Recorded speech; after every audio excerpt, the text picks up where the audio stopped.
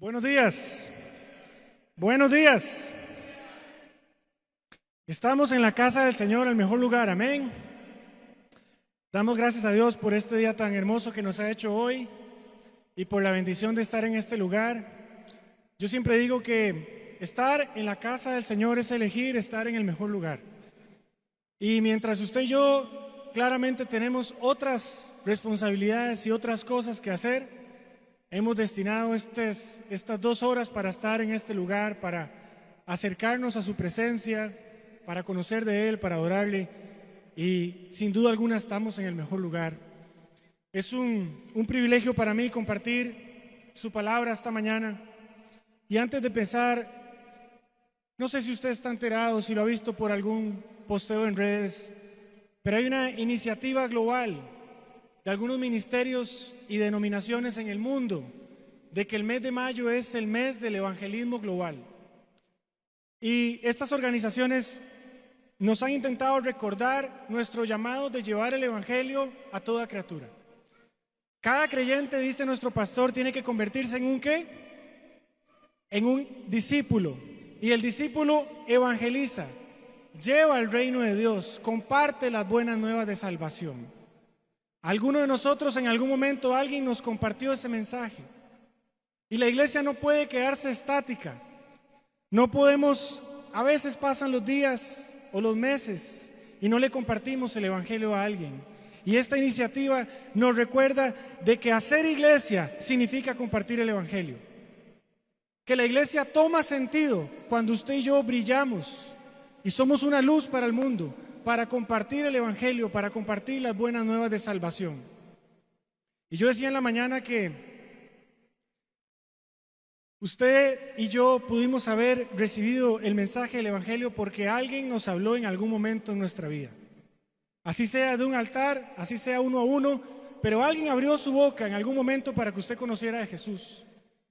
En mi experiencia personal, yo tuve la bendición de nacer en un hogar cristiano.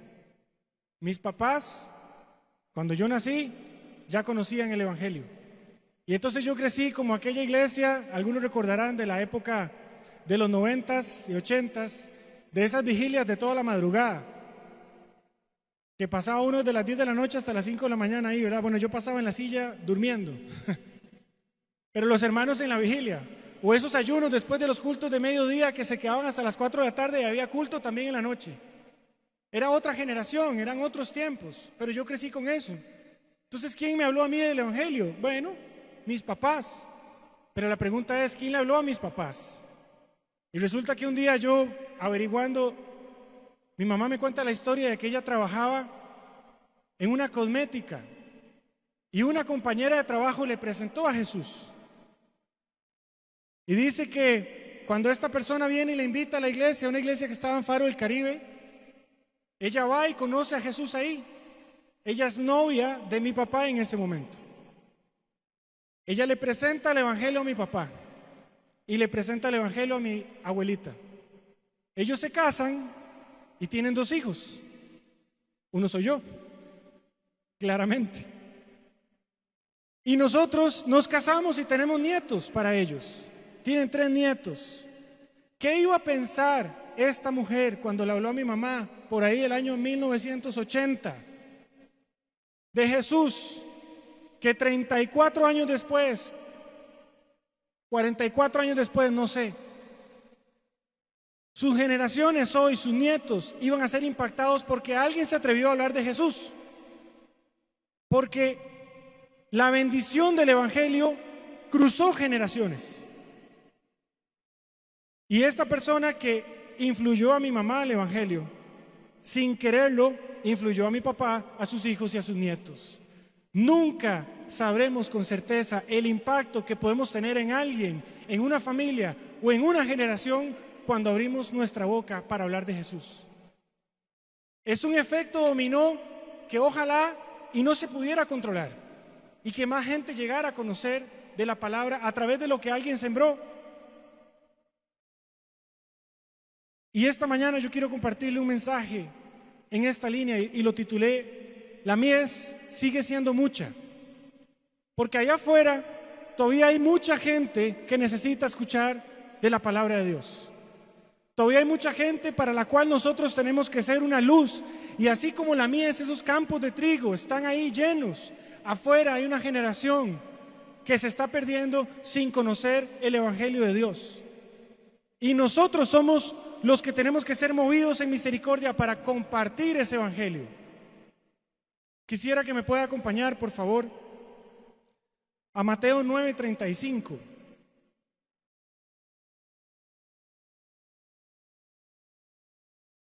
Mateo 9:35. Dice su palabra: recorría Jesús algunas ciudades y aldeas, todas, enseñando en las sinagogas de ellos y predicando el evangelio del reino. ¿Qué hacía? Dice, sanando toda enfermedad y toda dolencia en el pueblo. Y al ver las multitudes que tuvo, compasión de ellas, porque estaban desamparadas y dispersas como ovejas que no tienen pastor. Entonces Jesús dijo a sus discípulos: a la verdad la mies es mucha, pero ¿cómo son los obreros? Pocos. Rogad pues al Señor de la mies que envíe obreros a su mies. Estos 4 versículos son una porción de la palabra que resume de una forma extraordinaria lo que nosotros tenemos que hacer para anunciar las buenas nuevas del Evangelio, la misión que tenemos por delante. Y yo quiero compartirle esta mañana 4 principios prácticos que extraemos de esta lectura. Y el primero es que hay una misión clara. El número 1, hay una misión clara. ¿Y cuál es la misión? Proclamar el Evangelio. Jesús dejó una misión clara, es proclamar el Evangelio. Él dio el ejemplo, dice que Él no se quedó en la sinagoga. Dice que Él no se quedó en la plaza. Él iba y recorría todas las ciudades, ¿cierto?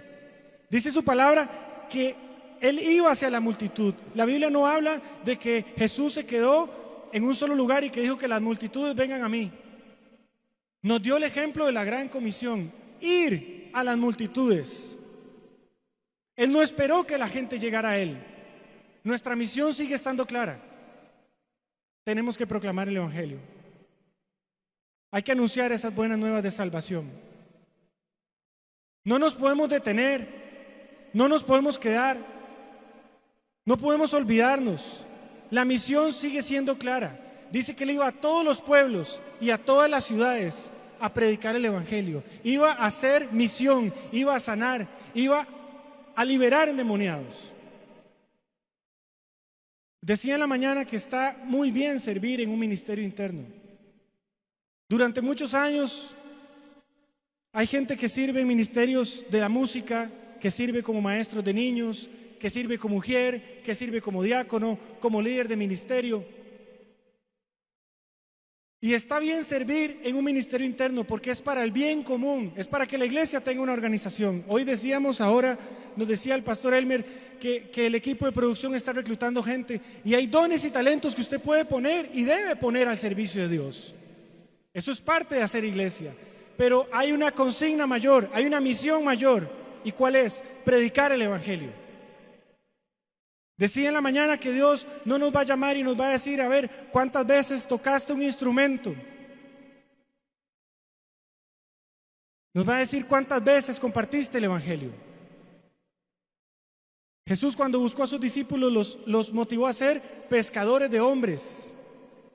Hay cosas que hacemos que a veces se nos olvida el bien mayor, se nos olvida la gran comisión que Jesús nos encomendó a hacer.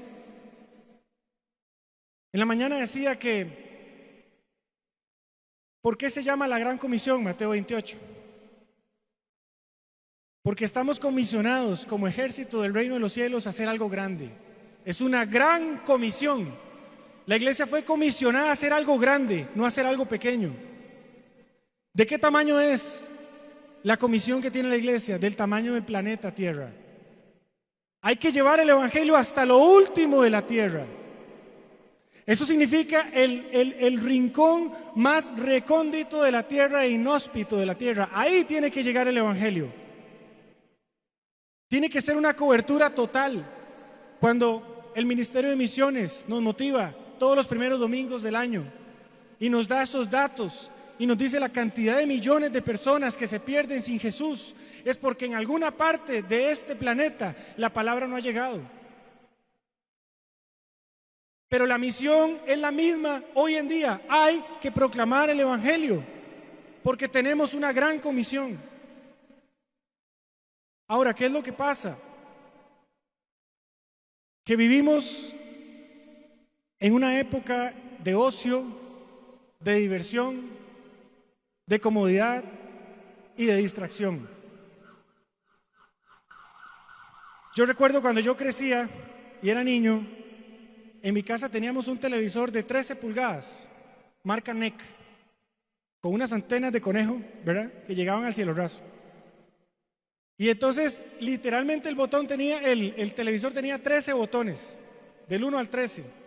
Pero entraba Canal 2, Canal 4, Canal 6, Canal 7, Canal 9, Canal 11, Canal 13. Y paré de contar. Y algunos dejaban de transmitir después de las 8 de la noche. Usted lo ponía y solo lluvia veía. Ese era el entretenimiento de la época. En mi casa no teníamos juegos de video, Atari, ni mucho menos. Era eso, ver noticias un ratito, irse a acostar. Hoy en día, el mundo, ¿qué nos ofrece? Nos ofrece televisión en el celular, televisión en la tableta, televisión en la computadora, donde usted esté, cuando usted quiera, como usted quiera y las veces que quiera. Porque ahora podemos repetir el contenido, devolverlo y podemos ver una serie en un fin de semana. Amén, dijo alguien. El mundo nos distrae de la misión. ¿Quién es el príncipe de este mundo? ¿Quién forja las cosas en este mundo para que la iglesia se desenfoque de la misión inicial? Hay mucha distracción. Y nos olvidamos de por qué estamos aquí. Nos olvidamos de cuál es la misión que tenemos que hacer en esta tierra. Y gastamos muchas veces horas, minutos, tiempos que podemos invertir en mejores cosas, malgastándolos en cosas que no edifican.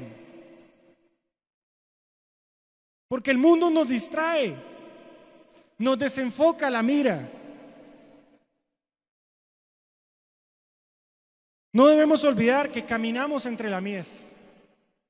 Acabamos de leer que la mies es mucha. Caminamos entre la mies, trabajamos con la mies, los atendemos en nuestros negocios, les compramos el pan, les pagamos un Uber, les pagamos un taxi, les pagamos la comida. Somos vecinos de la mies. Y en algunos casos, en la mayoría de casos, la mies está bajo nuestro mismo techo. Jesús dice, la mies es mucha. Cuando usted se pone a pensar en la cantidad de gente a la que tenemos acceso día a día, la persona que usted le compra el pan en la mañana, siempre la misma. La persona que usted se topa cuando va a dejar sus hijos a la escuela, con la que usted camina cuando regresa a dejar sus hijos a la escuela, el que se topa en el gimnasio, el que le cobra la caja, el que lo atiende en el chino, el pistero que le echa gasolina. Esa es la mies. Y la mies sigue siendo mucha. Pero por alguna razón la iglesia ha perdido el enfoque de ir por esa mies. Dice Pablo en Romanos 1:16, si puede buscarlo por favor, Romanos 1:16. Porque no me avergüenzo de ¿qué? Pablo dice, no me avergüenzo del evangelio. Recuerden que Pablo perseguía a la iglesia, porque es poder de Dios para salvación de todo aquel que cree. Él dice, yo no me avergüenzo de esto. Ahora que el pastor Elmer hacía una broma con la Liga de Saprissa, ¿verdad? Yo pensaba que en cosas tan triviales uno no se avergüenza. Y uno no se avergüenza de que le hagan bullying a la liga por no ganar en 10 años. Y uno como liguista guarda la esperanza de que algún día eso se rompa. Muy bien. Pero usted está en una mesa de trabajo de compañeros y le dicen, es que él es manudo, ¿verdad? Y uno dice, sí, pero y la típica respuesta de cuando usted está en un bullying futbolístico, usted dice, pero esos colores no distinguen, ¿cierto? Porque usted guarda la esperanza, porque usted en el fondo ama al equipo, usted, etcétera. ¿Qué pasa cuando estamos en una mesa y se habla un tema que no edifica el corazón? ¿Nos habremos avergonzado del Evangelio? Y avergonzarse del Evangelio no es sonrojarse y esconderse debajo de la mesa, es simplemente quedarme callado y no dar mi opinión, no compartir mi principio. Porque si no me avergüenza decir que soy liguista y que no he ganado un campeonato en X cantidad de tiempo, ¿por qué muchas veces me avergüenza decir, no, yo no participo de esas cosas? No, yo no creo que eso sea así. No, yo creo que Dios creó al hombre y la mujer bajo este principio. No, yo creo en la familia. No, yo creo que sí hay un Dios poderoso que te puede sanar. Pero muchas veces en algunas conversaciones preferimos el silencio y nos avergonzamos del Evangelio en silencio, porque avergonzarse también es no manifestar mi punto de vista. Mientras otros manifiestan y se enorgullecen de cosas mundanas, de cosas que no edifican al alma, nosotros muchas veces lo dejamos para nosotros. Y Pablo dice, no me avergüenzo del Evangelio, no me avergüenzo del Evangelio, porque es poder de Dios para salvar al pecador. Tenemos que tener claro a quién representamos. Representamos la milicia del reino de los cielos y tenemos una misión clara. ¿Y la misión clara cuál es? Proclamar el Evangelio. Proclamar el Evangelio en mis actitudes, en mi forma de ser, en lo que digo, en lo que predico, en lo que enseño. Segundo punto, la compasión involucra al corazón. La compasión involucra al corazón. Ya vimos que Jesús iba y proclamaba el Evangelio a toda persona que veía en los pueblos y en las aldeas. Y la pregunta es, ¿qué lo movía? ¿Qué movía el corazón de Jesús para decir, voy a ir a sanar a ese enfermo, voy a ir a liberar a ese endemoniado, voy a ir a predicar el Evangelio? ¿Qué lo movía? ¿Cuál era el motor que movía su corazón? La compasión. Dice la Biblia que lo primero que tuvo cuando vio las multitudes fue compasión. Y usted y yo entendemos claramente el concepto de compasión, pero quiero leerle algo.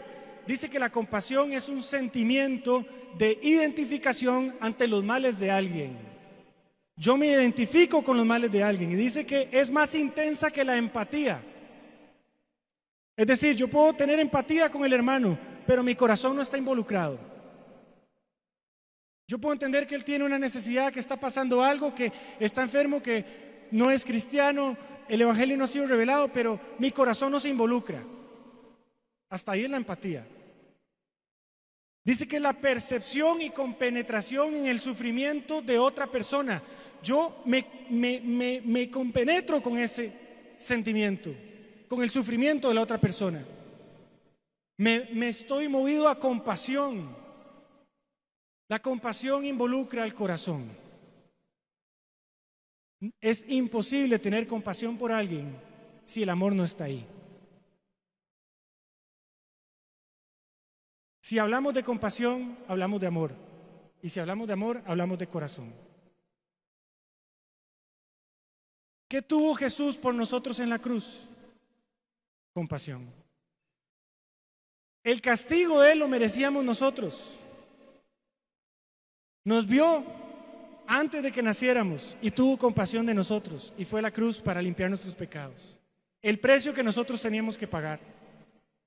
Yo siempre pongo este ejemplo y mi forma más personal de entender este sacrificio es: si hoy la justicia de este país encontrara culpable a un asesino, a una persona que mató personas, que abusó de esas personas, y la justicia dijera pena de muerte, maltrátenlo y redúzcanlo a la muerte, porque ese es el castigo que él merece, porque mató personas, porque dañó familias, y alguien de la justicia se levantara y me dijera, pero el castigo que es sobre él ahora va a ser sobre su hijo Rubén de 9 años, Un niño inocente que no ha hecho absolutamente nada para merecer el castigo de un asesino. Y que frente a esa situación yo tuviera que decir: tomen a mi hijo, maltrátenlo, redúzcanlo a la muerte, pártanlo en dos como hicieron a Jesús, lleven el sufrimiento hasta la muerte para que ese asesino sea justificado.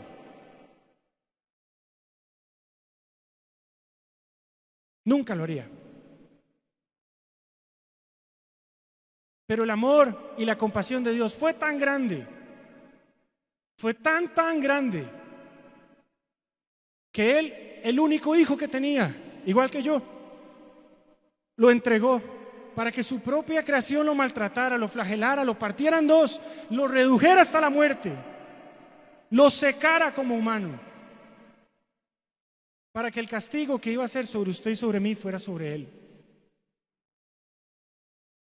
Pero muchísimas veces se nos olvida el nivel de sacrificio que hizo Jesús en la cruz. Lo damos por sentado y se nos olvida lo que eso representa. ¿Cómo estaban las ovejas? Dice que estaban desamparadas y dispersas. ¿Qué es desamparado? Es una persona abandonada sin el favor de alguien. Cuando alguien está desamparado, no tiene el favor de nadie, está abandonado. ¿Cuánta gente allá afuera está abandonado sin el favor de Dios? ¿Cuántas veces usted y yo estuvimos abandonados sin el favor de Dios?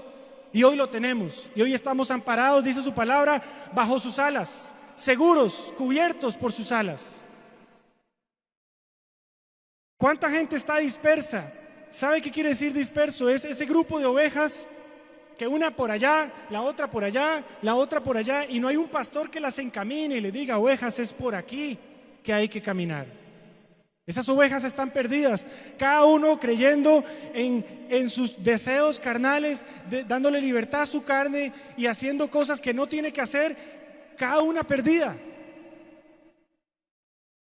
La pregunta es: ¿tenemos la misma compasión nosotros que tuvo Jesús por esa gente?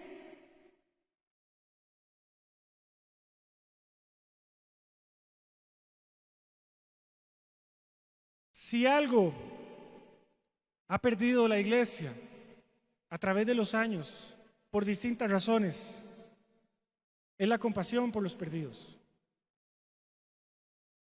Decía en la mañana que es como un avión que va a tocar tierra, ¿verdad? Y levanta. Su palabra nos promete que el mayor derramamiento de su presencia en esta tierra será en los postreros días, en los días finales. Todavía estamos por ver lo mejor. Todavía la iglesia tiene que levantar, la iglesia tiene que llenarse de obreros, y tenemos que ir por esa mies y ver un avivamiento como nunca antes lo hemos visto, y ver la gente venir y traer la gente a este lugar para compartir el evangelio con más gente.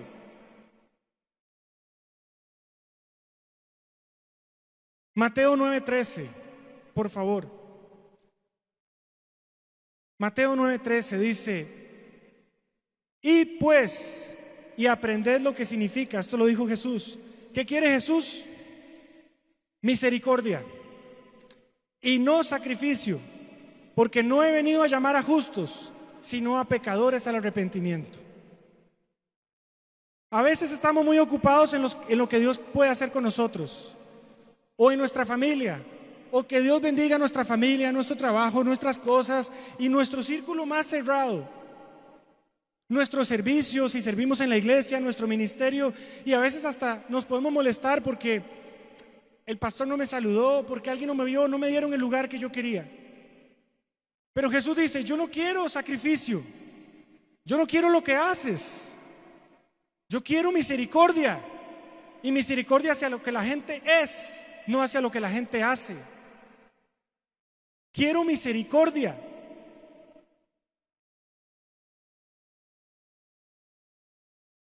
Oremos para que el Señor nos devuelva la compasión por los perdidos. Necesitamos volver al sentido de misericordia. ¿Sabe por qué? Porque mañana puede ser demasiado tarde para alguien. Hace unos años, en el 2016, para ser exactos, En el trabajo teníamos un equipo de personas y había un muchacho que un día enfermó y le salió una pelotita en el lado derecho de su cara. Era un gran amigo, aparte de compañero de trabajo. Tenía 37 años. Y un día le dimos la pelotita y él decía: tengo fiebre, me duele, no me siento bien. Se descuidó unos días, unos 15 días, y fue creciendo. Se fue a ver al hospital y le diagnosticaron cáncer de parótida. La parótida es una glándula que segrega saliva. Imagínense. Creció un montón. Se sometió a 2 operaciones. No pudo ir a trabajar nunca más. Eso fue en abril. Yo era un gran amigo de él. Fuera de la relación laboral, lo quería mucho. Conocí a su esposa, a sus hijos, fuimos a fiestas de cumpleaños, él vino a mías. Y él sabía que yo venía a la iglesia.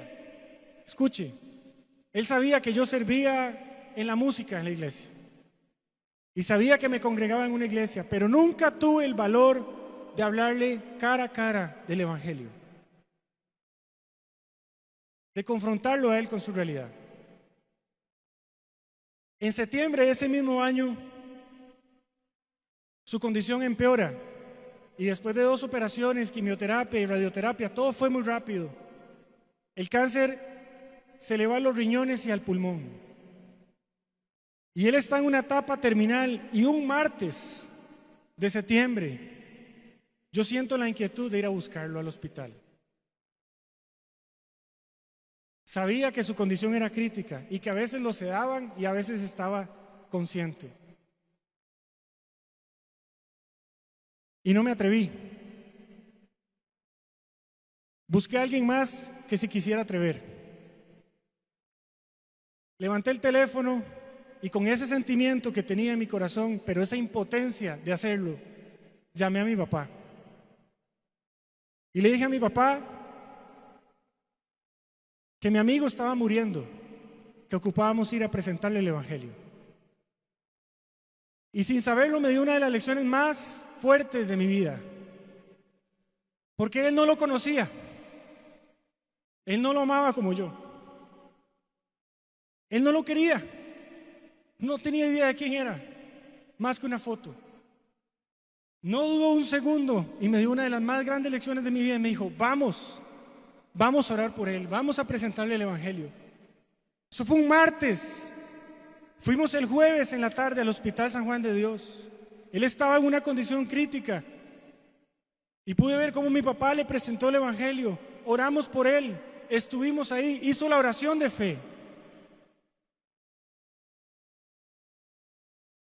Mi papá hizo algo que yo no me atreví a hacer. Yo, cristiano de edades de cuna, por la cotidianidad de la relación que tenía con él. Oramos por él. Mi papá le presentó el Evangelio. Aceptó a Jesús en su corazón. Lo pudimos bendecir, lo pudimos abrazar. Casi que lo pudimos encomendar al cielo porque estaba en su fase terminal. Y el viernes, amanecer sábado, día y medio después, a las 4 de la mañana del sábado, recibí una llamada de su esposa que había fallecido.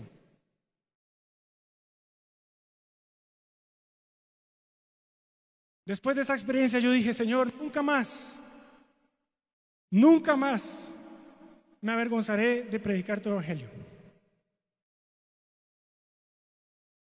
Tengo una frase aquí en mis notas que dice: la compasión te quita la vergüenza. La compasión te quita la vergüenza. Involucrar el corazón nos quita la vergüenza. Y donde yo no me atreví, alguien más se atrevió. Pero aprendí, como les digo, la lección más grande que pude aprender de esto. Y es que si tienes compasión por tu prójimo, no tienes vergüenza. Porque dice Pablo, el Evangelio es que lo acabamos de leer, poder de Dios para salvación. Y cuando yo recibí esa llamada ese sábado, le di gracias a Dios porque tuvimos la oportunidad de presentar el Evangelio. Porque tuvimos la oportunidad de, al filo de la navaja, que él se arrepintiera y cambiara el destino de su eternidad. Siempre me quedé con la pregunta: ¿qué hubiera pasado si se lo hubiera presentado antes? Pero gracias a Dios se lo presentamos. Decía ahora, no sabemos cuándo va a ser demasiado tarde para algo. No sabemos cuándo no vamos a tener oportunidad. Punto 3 que podemos extraer de este texto. La mies es mucha, pero los obreros son pocos. Hay una misión clara: presentar el Evangelio. La compasión involucra al corazón. Y tenemos que recordar que la mies es mucha, pero no tanto los obreros. Hay un principio en economía que tiene la relación entre bienes y servicios y cómo conseguir o cómo consumirlos. Y eso se llama la oferta y la demanda, ¿cierto? Por eso usted va a la feria y va a comprar peras y están más caras, porque no es época o porque hay menos. Entonces, ¿qué hace? Hay mucha demanda y poca oferta, el precio sube, ¿cierto? Así es con cualquier cosa. Si traemos eso a la lógica del reino de Dios, hay un desequilibrio entre la demanda. La demanda son las personas que necesitan el Evangelio, son la mies. Y la oferta, que son las personas que presentan el Evangelio, que son los obreros. Hay muchísima demanda, pero poca oferta. Hay mucha mies, dice Jesús, pero pocos obreros que quieran trabajar esa mies. ¿Qué es la mies? No es más que un cultivo de trigo que está listo para recogerse. El campo está lleno. ¿Y qué es el obrero? El obrero viene de una palabra griega que se llama érgates y significa uno que labora para la obra de Dios. Habíamos hablado hace unos días y el pastor viene presentándonos esto desde hace tiempo, que el discípulo en su concepto más puro es un aprendiz. La palabra discípulo significa aprendiz. Y él dice que aparte de aprendiz es alguien que sigue y obedece a Jesús. Pero ¿qué es un obrero? El obrero es el que pone por práctica todo lo que ha aprendido a hacer. Es en el paso de obedecer el que dice: sí, yo voy a ir a hacer misión. Sí, todo esto que yo aprendí lo voy a ir a reproducir. Ese es el obrero. El que no se queda en el aprendizaje, el que no se quedó en el aula, el que fue a ejercer su profesión, el que fue a ejercer su llamado. Y la pregunta es: ¿cuál es el trabajo del obrero? El trabajo del obrero se resume en Mateo 28, en la gran comisión que hablábamos hace unos minutos. Dice Mateo 28, versículo 19. 4 cosas que hace el obrero. Por tanto, una, id. ¿Qué significa id? Salgamos de nuestro sitio de comodidad. La mies no viene a nosotros. Nosotros vamos a la mies. Ir. 2, haced discípulos a todas las naciones. 3, bautícelos en el nombre del Padre, del Hijo y del Espíritu Santo. Y 4, enséñeles que guarden todas las cosas que os he mandado. Eso es lo que hace un obrero. Va, acciona, es proactivo. Hace discípulos a las naciones, predica el Evangelio, los bautiza en el nombre del Padre, del Hijo y del Espíritu Santo y les enseña. Es alguien que reproduce discípulos de Jesús. Y este versículo termina con una promesa y dice: he aquí, yo estoy con vosotros todos los días. ¿Hasta cuándo? Hasta el fin del mundo. Jesús se fue, pero ¿a quién nos dejó? Al Espíritu Santo. Y hay una promesa tan bonita porque dice: yo estoy con ustedes en la misión. Ninguno de nosotros puede convencer a alguien de pecado o convencer a alguien de arrepentimiento. ¿Quién es el único que lo puede hacer? El Espíritu Santo. Nosotros vamos a la mies, predicamos el Evangelio, hablamos y decimos, pero solo el Espíritu Santo puede convencer a alguien de arrepentirse. Hay una promesa en la gran comisión, en la labor que Jesús nos entrega. Hay que hacer 4 cosas, pero yo voy a estar con ustedes a través del Espíritu Santo. Es una promesa. El 4 punto: no oremos por la mies. ¿Por qué tenemos que orar? Por obreros. La mies está ahí, la mies está afuera. Y muchas veces como iglesia oramos mal y decimos: Señor, trae a la viuda, Señor, trae al indigente, Señor, trae a las familias, trae a la gente de Guadalupe, de Coronado, de Moravia, de Ipís, tráelos, que vengan a la iglesia. No tenemos una estadística, pero quisiera saber cuánta gente que va en el bus o va caminando sintió un impulso a entrar a la iglesia solito. Pudo haber pasado, contados con los dedos de la mano. Por arriba del 95% de las personas fueron invitadas por alguien. Alguien les dijo: ahí hay una iglesia, vamos. Tenemos que orar por obreros. La mies no entra sola. La mies no se recoge sola. La hoja de trigo no se recoge sola y da el fruto para que simplemente lo vayan a consumir. Alguien tiene que ir a la mies y arrancar el trigo. Alguien tiene que ir a la mies y traer el alma para Dios, para Cristo. Y el obrero es una persona que no se le pasa el efecto. ¿Qué quiere decir esto? Que muchas veces hacemos actividades, o podríamos decir la otra semana toda la iglesia se va a evangelizar a la calle y no hay culto, y vamos todos y todos no estamos ahí. ¿Y qué pasa 2 o 3 semanas después? Todo pasa. El obrero es una persona que predica el evangelio, que ilumina a otros, que habla de las buenas nuevas de salvación como un estilo de vida. No se le pasa el efecto. No es salir a evangelizar después del servicio y al día siguiente olvidarnos del mensaje. Cuando alguien nos pide hacer algo, lo hacemos 1 o 2 veces. Pero cuando el Espíritu Santo nos lo pide, lo haremos siempre. Cuando el Espíritu Santo nos convence de hacerlo, lo haremos siempre. Porque es un estilo de vida. El Espíritu Santo me convenció interiorizando el sacrificio que Jesús hizo por mí en la cruz. Es mi estilo de vida compartir el evangelio. Todos hemos escuchado al pastor Ricardo decir que él se sube a un taxi y le habla al taxista, y que un mesero lo atiende y le toma la orden, y él le pregunta si ya tiene a Jesús en el corazón. Porque el pastor ha hecho un estilo de vida hablarle a otros del evangelio y no tiene vergüenza y nos da el ejemplo de cómo se hace.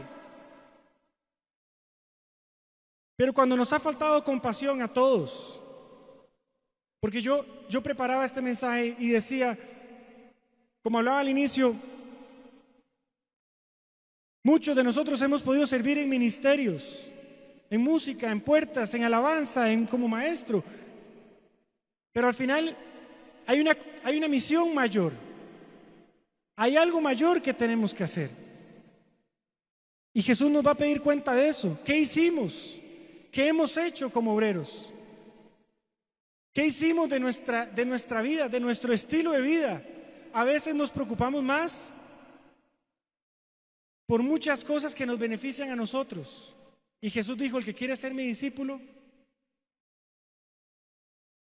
niéguese a sí mismo, tome su cruz y sígame.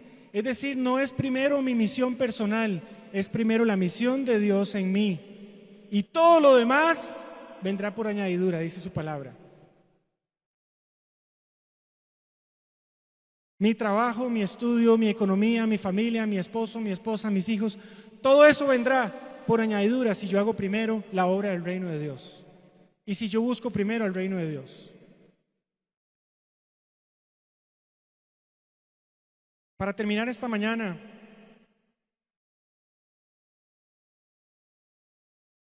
yo quisiera decirle que los discípulos de Jesús no los hace Jesús. los hacemos nosotros. Los discípulos de Jesús no los hace Jesús, los hacemos usted y yo. Como seguidores de Jesús, nuestra misión es hacer discípulos que hagan discípulos. Alguien le habló a mi mamá en 1980 de Jesús. Y hoy sus nietos conocen a Jesús porque discípulos hicieron discípulos. Y por eso la base de nuestra sociedad en el diseño de Dios se llama familia. Porque la familia reproduce el modelo de Jesús en la sociedad. Yo quisiera que usted piense por un minuto en su entorno, en su trabajo, en su casa, en su universidad, en su familia, en sus vecinos, donde usted vive. ¿Cuánta gente hay ahí? ¿Cuánta gente que se está perdiendo, que no sabemos si está preparada para irse con Jesús si falleciera mañana? ¿Con cuánta gente tenemos contacto? ¿Con cuánta gente vivimos? ¿Con cuánta gente hablamos? ¿Con cuánta mies tenemos contacto todos los días de nuestra vida? ¿Tendremos compasión de ellos? ¿Será que los obreros actuales son suficientes para cumplir la totalidad de la tarea? ¿Alcanzarán los obreros que tenemos hoy para cubrir toda esta necesidad? Jesús dijo: la mies es muy grande, pero los obreros son pocos. Cierro con esto. Jesús no tuvo los mejores hombres. Escuche, Jesús no tuvo los mejores hombres, tuvo los más dispuestos a hacer lo que Él quería que hicieran. Jesús no fue a buscar el producto terminado, no fue a buscar al estudiado de la época, al escriba, no fue a buscar al letrado, no fue a buscar al profesional, no fue a buscar al que sabía hablar, no fue a buscar el que tenía experiencia de hablar en público, fue a buscar uno de los oficios más comunes de la época: pescadores, gente iletrada, gente que cualquiera hubiera dicho: se está equivocando porque con él no vas a llegar a ningún lado.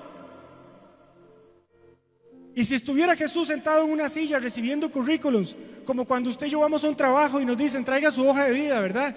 Y usted tiene que decir: bueno, tengo experiencia en A, B y C, y tengo estos cursos y etcétera. ¿Sabe qué le decía Jesús? ¿Qué le hubiera dicho? ¿Estás dispuesto? Sí, contratado. Eso es todo. No sé cómo hacerlo, nunca lo he hecho, no tengo experiencia. Contratado. Cuando fue a buscar a Pedro y Andrés y los que estaban ahí pescando, les dijo: hey, los quiero hacer pescadores de hombres. Y dice la Biblia que al instante dejaron sus redes y le siguieron. No lo pensaron, no dijeron: es que bueno. ¿Y qué hizo Jesús durante 3 años? Los formó, los trabajó, les enseñó, los hizo sus ¿qué? Sus discípulos. Aprendieron de Él, lo siguieron y lo obedecieron, a tal punto que se convirtieron en los 12 apóstoles, su gente más cercana. Y que gracias a lo que ellos hicieron, hoy usted y yo todavía conocemos del Evangelio. Tuvieron la gran comisión, fueron comisionados para algo tan grande, de nivel, tamaño, planeta Tierra. Y asumieron la misión. Sí, 12 personas, más 70, más los que se sumaron, que no tenían ni una sola experiencia en el tema. Yo decía en la mañana que a veces es hasta fácil estar aquí y predicar desde aquí. Es fácil cuando tenemos experiencia con algo que hacemos en un ministerio, cuando ya tenemos experiencia en dar clases, en estar en las puertas, en predicar, en estar aquí. Pero no es aquí. No es pararse en este altar.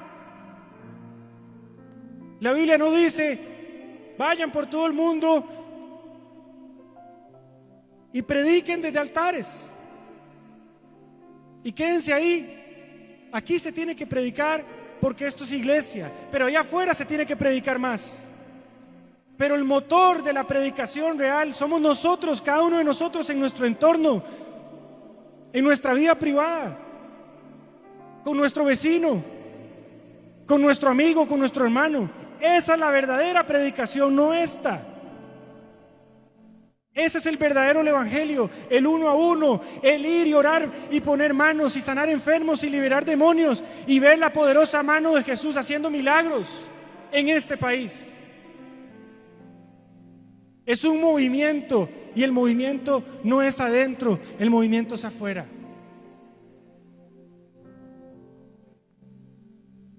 Yo quisiera pedirle que se pueda poner en pie esta mañana para cerrar.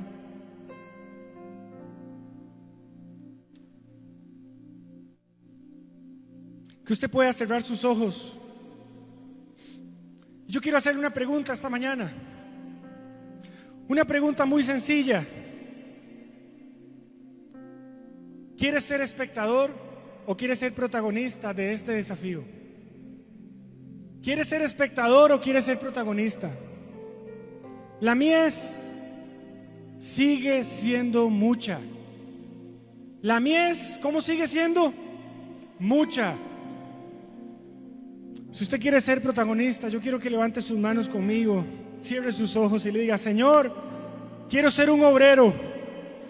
Señor, yo quiero proclamar tu evangelio. Yo quiero ser como tú.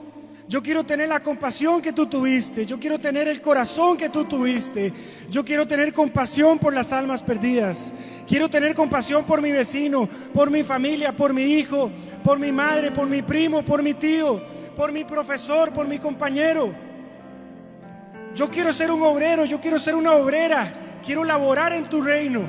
Quiero expandir el evangelio a toda criatura. Yo quiero ser como tú, Señor. Yo quiero ser como tú. Yo quiero ser alguien que tú puedas usar. Quiero ser un vaso de tu amor. Señor, te pedimos por obreros. Mira, Señor, estas manos que están levantadas esta mañana, Señor. Obreros enlistándose. Obreros enlistándose. Dígale: Señor, yo quiero enlistarme para la misión. Yo quiero ser como tú. Yo quiero ser un obrero que no se avergüenza del evangelio.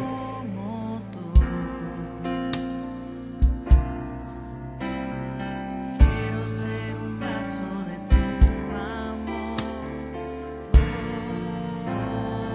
Quiero ser como tú.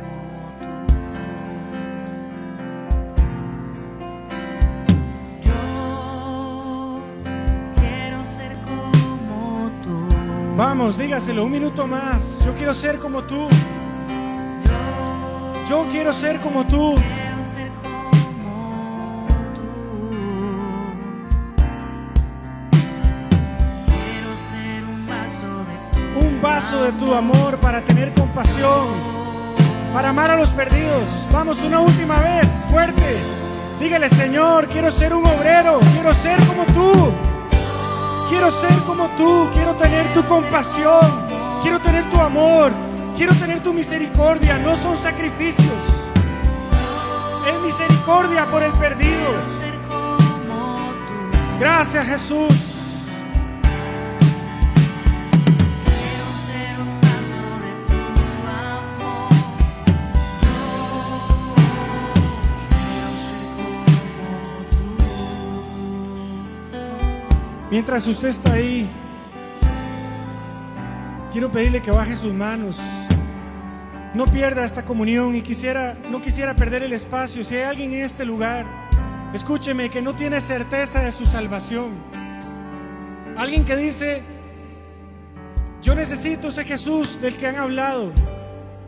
Yo quiero que pueda cerrar sus ojos ahí donde se encuentra y hacer esta oración conmigo en su corazón y decirle: Jesús, yo te reconozco como mi Señor y Salvador. Reconozco que tú fuiste a una cruz a morir por mis pecados. Acepto tu salvación en mi corazón y te doy gracias por ser mi Salvador. Te confieso como mi Señor y Salvador. Amén. Mantenga sus ojos cerrados, por favor. Yo quisiera saber si hay alguien que hizo esta oración conmigo, que me pueda levantar su mano, por favor. Yo quiero orar por usted. Si hay alguien en medio de nosotros que hizo esta oración conmigo,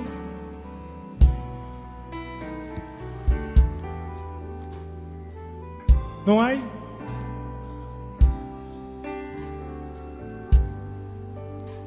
¿No hay? Bien.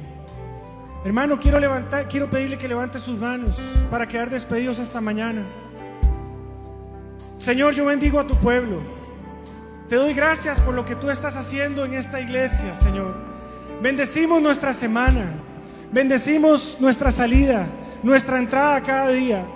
Declaro, Señor, que iremos a la mies con una misión clara: proclamar el evangelio.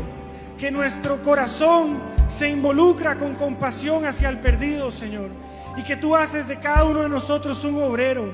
Bendigo a tu pueblo y declaro obreros para tu misión, Señor, para salir a recoger esa mies, y que tu salvación y que tus buenas nuevas sean esparcidas por todo este país y hasta lo último de la tierra a través de nosotros, Señor.